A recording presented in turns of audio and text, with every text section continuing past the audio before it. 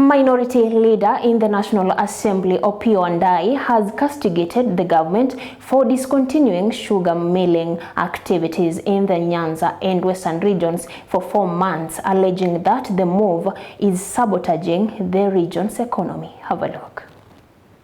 Nyanza and Western Kenya communities have, over the years, supported the change agenda and voted overwhelmingly for the Azimio la Umoja One Kenya coalition in August 2022. Now, these communities have remained steadfast in their quest for social, economic, and electoral justice and participated very, very actively in the recent protests. Last week, we'll recall that we protested the deliberate steps to ensure registered farmers do not access state-supplied subsidized fertilizers. Now, we continue to believe that this denial of access to subsidized fertilizer is meant to drive a political agenda of the Kenya Kwanza regime.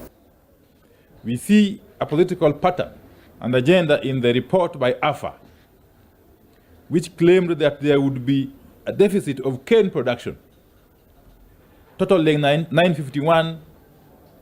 195 tons by June 2023. According to that same report, Transmara, Butali, Naitiri, and Olepito sugar mills would have adequate cane supply.